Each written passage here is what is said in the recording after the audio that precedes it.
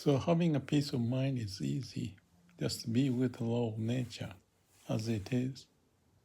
No self, no mind functioning.